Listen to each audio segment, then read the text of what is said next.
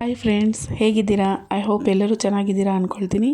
Welcome to BLS food log. ಇವತ್ತು ಮೋಮೋಸ್ ಹಾಗೆ red chutney ಯಾವ ರೀತಿ ಮಾಡೋದು ಅಂತ ನೋಡ್ಕೊಳ್ಳೋಣ ಬನ್ನಿ. ಮೊದಲು ಕಡಾಯಲ್ಲಿ 2 ಟೇಬಲ್ ಸ್ಪೂನಷ್ಟು ಎಣ್ಣೆನ ಸೇರಿಸಿದ್ದೀನಿ. ಅದು ಹೀಟ್ ಆದಮೇಲೆ ಸ್ವಲ್ಪ ಸಾಸಿವೆ ಹಾಗೆ ಸ್ವಲ್ಪ ಜೀರಿಗೆನ ಸೇರಿಸಿ ಮತ್ತು 1 ಇಂಚಷ್ಟು ಶುಂಠಿನ ಸಣ್ಣದಾಗಿ ಹೆಚ್ಚಿ ಸೇರಿಸಿದ್ದೀನಿ. ಹಾಗೆ ಬೆಳ್ಳುಳ್ಳಿನೂ ಸಹ ಆ್ಯಡ್ ಮಾಡಿದ್ದೀನಿ. ಇದು ಫ್ರೈ ಆದಮೇಲೆ ಕೆಂಪು ಮೆಣಸಿನ್ಕಾಯಿನ 10ರಿಂದ 11 ತೊಗೊಂಡಿದ್ದೀನಿ. ಹಾಗೆ ಒಂದು 6 ಹಸಿಮೆಣಸಿನ್ಕಾಯಿನೂ ಸಹ ಸೇರಿಸ್ಕೊಂಡಿದ್ದೀನಿ. ಇದು ಸ್ವಲ್ಪ ಫ್ರೈ ಆದಮೇಲೆ 1 ಬೀಟ್ರೂಟ್ನ ಸೇರಿಸ್ತಾ ಇದ್ದೀನಿ. ಇದು ಆಪ್ಷನಲ್ಲು, ಯಾಕೆಂದರೆ ಚಟ್ನಿ ಕಲರ್ ತುಂಬ ಚೆನ್ನಾಗಿ ಬರುತ್ತೆ ಅಂತ ಒಂದೇ ಒಂದು ಬೀಟ್ರೂಟ್ನ ಸೇರಿಸ್ತಾ ಇದ್ದೀನಿ. ಹಾಗೆ ಇಲ್ಲಿ ನಾಟಿ ಟೊಮೊಟೊ ತೊಗೊಂಡಿದ್ದೀನಿ, ಮೀಡಿಯಮ್ ಗಾತ್ರದ್ದು 10 ಟೊಮೊಟೊನ ಸೇರಿಸ್ಕೊಂಡಿದ್ದೀನಿ. ಇದೆಲ್ಲ ಚೆನ್ನಾಗಿ ಮಿಕ್ಸ್ ಮಾಡಿದ್ದಾದಮೇಲೆ ಸ್ವಲ್ಪ ಅರಿಶಿಣ, ಒಂದು 1/4 ಟೀ ಸ್ಪೂನಷ್ಟು, ಹಾಗೆ ರುಚಿಗೆ ತಕ್ಕಷ್ಟು ಉಪ್ಪನ್ನು ಸೇರಿಸ್ಬಿಟ್ಟು ಇದನ್ನು ಮಿಕ್ಸ್ ಮಾಡ್ಕೊಳ್ಳೋಣ. ಮಿಕ್ಸ್ ಮಾಡಿದ್ದಾದಮೇಲೆ ಸ್ವಲ್ಪ ಕೊತ್ತಂಬರಿ ಸೊಪ್ಪನ್ನು ಸಹ ಈ ಟೈಮಲ್ಲೇ ಸೇರಿಸ್ತಾ ಇದ್ದೀನಿ. ಹಾಗೆ ಸ್ವಲ್ಪ ನೀರನ್ನು ಆ್ಯಡ್ ಮಾಡಿಬಿಟ್ಟು ಲಿಡ್ನ ಕ್ಲೋಸ್ ಮಾಡಿಬಿಟ್ಟು ಇದನ್ನು ಚೆನ್ನಾಗಿ ಬೇಯೋದಕ್ಕೆ ಬಿಟ್ಬಿಡೋಣ. ಇದು ಸಾಫ್ಟ್ ಆಗಲಿ. ಗ್ಯಾಸ್ನ ಮೀಡಿಯಮ್ ಫ್ಲೇಮಲ್ಲಿ ಇಟ್ಬಿಡಬೇಕು. ಅಲ್ಲಿವರೆಗೂ ಇಲ್ಲಿ ನೀರನ್ನು ನಾನು ಕುದಿಯೋದಕ್ಕೆ ಇಟ್ಟಿದ್ದೆ. ನೀರು ಕುದೀತಾ ಇದೆ. ಗ್ಯಾಸ್ ಫ್ಲೇಮ್ನ ಆಫ್ ಮಾಡಿಬಿಟ್ಟು ನಾವು ಮೋಮೋಸ್ಗೆ ಬೇಕಾಗಿರೋವಂಥ ಸ್ಟಫಿಂಗ್ನ ರೆಡಿ ಮಾಡ್ಕೊಳ್ಳೋಣ. ಅದಕ್ಕೋಸ್ಕರ 1 ಕ್ಯಾಬೇಜ್ನ ಸಣ್ಣದಾಗಿ ಹೆಚ್ಚಿ ಸೇರಿಸಿದ್ದೀನಿ. ಇದನ್ನು ಮತ್ತು 2 ಕ್ಯಾರೆಟನ್ನು ತುರಿದು ಸೇರಿಸ್ಕೊಂಡಿದ್ದೀನಿ.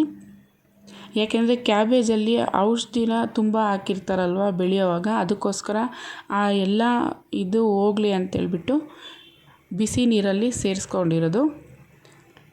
1-2 ನಿಮಿಷ ನೀರಲ್ಲಿ ಬಿಟ್ಬಿಟ್ಟು ನಂತರ ಇದನ್ನು ನೀರು ಪೂರ್ತಿಯಾಗಿ ಬಸಿದ್ಬಿಡೋಣ. ಇದು ಪೂರ್ತಿ ತಣ್ಣಗಾಗಲಿ.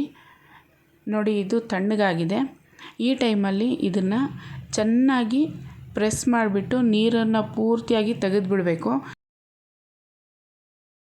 ನೋಡಿ, ಈಗ ಪೂರ್ತಿಯಾಗಿ ನೀರನ್ನು ತೆಗೆದಿದ್ದಾಗಿದೆ. ಸುಮ್ಮನೆ ಸಾಫ್ಟಾಗಿ ಈ ರೀತಿ ಅನ್ನಬೇಕು, ಯಾಕೆಂದರೆ ತುಂಬ ಪ್ರೆಸ್ ಮಾಡಿದ್ರೆ ಮತ್ತೆ ನೀರೆಲ್ಲ ಬಿಟ್ಕೊಳ್ಳೋ ಚಾನ್ಸ್ ಇರುತ್ತೆ. ಅದಕ್ಕೋಸ್ಕರ ಈ ರೀತಿ ಮಾಡಿಬಿಟ್ಟು ನಂತರ ನಾವು ಈರುಳ್ಳಿ ಸೊಪ್ಪನ್ನು ಸಣ್ಣದಾಗಿ ಹೆಚ್ಚಿಟ್ಕೊಂಡಿದ್ವಲ್ಲ, ಅದನ್ನು ಸಹ ಸೇರಿಸ್ಕೊಳ್ತಾ ಇದ್ದೀನಿ. ಇದನ್ನು ಸೇರಿಸಿದ್ದಾದಮೇಲೆ ಸ್ವಲ್ಪ ಕೊತ್ತಂಬರಿ ಸೊಪ್ಪನ್ನು ಸಹ ಸಣ್ಣದಾಗಿ ಹೆಚ್ಚಿ ಸೇರಿಸ್ತಾ ಇದ್ದೀನಿ. ರುಚಿಗೆ ತಕ್ಕಷ್ಟು ಉಪ್ಪನ್ನು ಸೇರಿಸಿ ನೋಡಿ, ಮೇಲ್ಮೇಲೇ ಈ ರೀತಿ ಕಲಿಸ್ಬೇಕು. ತುಂಬಾ ಕಿವುಚಬಾರ್ದು. ತುಂಬ ಕಿವುಚ್ತಾ ಇದ್ದರೆ ಏನಾಗುತ್ತೆ ಅಂದರೆ ಈರುಳ್ಳಿ ಸೊಪ್ಪಲ್ಲಿ ನೀರು ಇರುತ್ತಲ್ವ, ಅದೆಲ್ಲ ಬಿಟ್ಕೊಂಡ್ಬಿಡುತ್ತೆ. ಮೋಮೋಸ್ ನಮಗೆ ನೀಟಾಗಿ ಕಟ್ಟೋದಕ್ಕೆ ಬರೋದಿಲ್ಲ. ನೋಡಿ, ಈಗ ಪೂರ್ತಿಯಾಗಿ ಮಿಕ್ಸ್ ಆಗಿದ್ದಾಗಿದೆ. ಸ್ಟಫಿಂಗ್ ರೆಡಿಯಾಗಿದೆ. ನೋಡಿ ಯಾವ ರೀತಿ ಇದೆ ಅಂತ. ಇಲ್ಲಿ ಚಟ್ನಿ ನೋಡೋಣ ಯಾವ ರೀತಿ ಆಗಿದೆ ಅಂತ. ನೋಡಿ, ಇದು ಪೂರ್ತಿಯಾಗಿ ಟೊಮೊಟೊ ಎಲ್ಲ ಸಾಫ್ಟ್ ಆಗಿದೆ. ಈಗ ಗ್ಯಾಸ್ನ ಆಫ್ ಮಾಡಿಬಿಟ್ಟು ಇದನ್ನು ತಣ್ಣಗಾಗೋದಕ್ಕೆ ಬಿಟ್ಬಿಡೋಣ. ನಂತರ ಇಲ್ಲಿ ಒಂದು ಪಾತ್ರೆಯಲ್ಲಿ ನೀರನ್ನು ಇಡ್ತಾ ಇದ್ದೀನಿ. ನಿಮ್ಮ ಹತ್ರ ಸ್ಟೀಮರ್ ಇದ್ದರೆ ಸ್ಟೀಮರ್ ಆದರೂ ಯೂಸ್ ಮಾಡಿ, ಇಲ್ಲ ಅಂದರೆ ಹೀಗೆ ಡಬಲ್ ಬಾಯ್ಲಿಂಗ್ ಮೆಥಡ್ ಆದರೂ ಯೂಸ್ ಮಾಡ್ಬೋದು. ನೀರು ಬಿಸಿ ಆಗ್ತಾ ಇರಲಿ, ಅಲ್ಲಿವರೆಗೂ ನಾವು ಮೋಮೋಸ್ನ ರೆಡಿ ಮಾಡ್ಕೊಂಡು ಬರೋಣ. ಇದಕ್ಕೆ ಲಿಡ್ನ ಕ್ಲೋಸ್ ಮಾಡಿ ಇಡ್ತಾ ಇದ್ದೀನಿ. ನಾನಿಲ್ಲಿ ಮೈದಾ ಹಿಟ್ಟನ್ನು ಆಗಲೇ ಕಲಿಸ್ಬಿಟ್ಟು ಇಟ್ಟಿದ್ದೀನಿ. ಫ್ರಿಡ್ಜಲ್ಲಿ ಇಟ್ಟಿದ್ದೆ ಸ್ವಲ್ಪ ಹೊತ್ತು, ಯಾಕೆಂದರೆ ಇದು ಚಪಾತಿ ಹಿಟ್ಟಿಗಿನ್ನ ಸ್ವಲ್ಪ ಗಟ್ಟಿ ಬರಬೇಕು. ಅದಕ್ಕೋಸ್ಕರ ಮುಂಚೆನೇ ಕಲಿಸ್ಬಿಟ್ಟು ನಾರ್ಮಲ್ ನಾವು ಚಪಾತಿ ಹಿಟ್ಟು ಕಲಿಸ್ತೀವಲ್ಲ ಅದೇ ರೀತಿ ಕಲಸಿ ಸ್ವಲ್ಪ ಹೊತ್ತು ಫ್ರಿಡ್ಜಲ್ಲಿ ಇಡಿ. ನಿಮಗೆ ಬೇಕು ಅಂದರೆ ಚಿಕ್ಕ ಚಿಕ್ಕ ಉಂಡೆ ಮಾಡಿಕೊಂಡು ಸಣ್ಣದಾಗಿ ಪೂರಿ ಥರನೂ ಲಟ್ಟಿಸ್ಕೋಬೋದು. ನಾನಿಲ್ಲಿ ಒಂದೇ ಸಲ ದೊಡ್ಡದಾಗಿ ಚಪಾತಿನ ಲಟ್ಟಿಸ್ಬಿಟ್ಟು ಇದರಲ್ಲಿ ಯಾವ ಶೇಪ್ ಬೇಕೋ ಆ ಸೈಜ್ಗೆ ನಾನು ಇದನ್ನು ಕಟ್ ಮಾಡ್ಕೊಳ್ತೀನಿ. ಹಿಟ್ಟು ಸ್ವಲ್ಪ ಗಟ್ಟಿ ಇರಬೇಕು ನೋಡಿ ಈ ರೀತಿ. ಆಗ ಮೋಮೋಸ್ಗೆ ನಾವು ಮಾಡೋದಕ್ಕೆ ತುಂಬ ಈಸಿಯಾಗಿ ಬರುತ್ತೆ. ನೋಡಿ, ಚಪಾತಿ ಒಂದೇ ಥರ ಬಂದಿದೆ. ಈ ರೀತಿ ಇದ್ದರೆ ತುಂಬ ಸೂಪರಾಗಿ ಆಗುತ್ತೆ. ಈಗ ಇದನ್ನು ಒಂದು ಬೌಲು ಯಾವುದಾದ್ರೂ ಒಂದು ಅಳತೆ ತೊಗೊಂಡು ಪೂರಿ ಥರ ನಾವು ಇದಕ್ಕೆ ಶೇಪ್ ಕೊಟ್ಬಿಟ್ಟು ಒಂದೊಂದಾಗಿ ಇದನ್ನು ತೆಗೆದಿಟ್ಕೊಳ್ಳೋಣ. ಈಗ ಇದರಲ್ಲಿ ಸ್ಟಫಿಂಗ್ನ ಮಾಡ್ಕೋಬೇಕು. 1 ಟೀ ಸ್ಪೂನಷ್ಟು ಸ್ಟಫನ್ನ ತೊಗೊಂಡಿದ್ದೀನಿ ನೋಡಿ. ಈ ರೀತಿ ತೊಗೊಂಡ್ಬಿಟ್ಟು ಎರಡೇ ಬೆರಳಲ್ಲಿ ಈ ರೀತಿ ಎಲ್ಲನೂ ಒಂದೇ ಕಡೆಯಿಂದ ಫೋಲ್ಡ್ ಮಾಡ್ತಾ ಬರಬೇಕು. ಎಲ್ಲೂ ಸಹ ಇದು ಓಪನ್ ಆಗಬಾರ್ದು. ಆ ರೀತಿ ಇದನ್ನು ಫೋಲ್ಡ್ ಮಾಡಿ ಸ್ವಲ್ಪ ಈ ರೀತಿ ಪ್ರೆಸ್ ಮಾಡಿಕೊಂಡ್ರೆ ಸಾಕು. ನಿಮಗೆ ಯಾವ ಥರ ಬೇಕೋ ಆ ಥರ ಡಿಸೈನ್ ಆಗಿಯೂ ಸಹ ಇದನ್ನು ಫೋಲ್ಡ್ ಮಾಡ್ಬೋದು.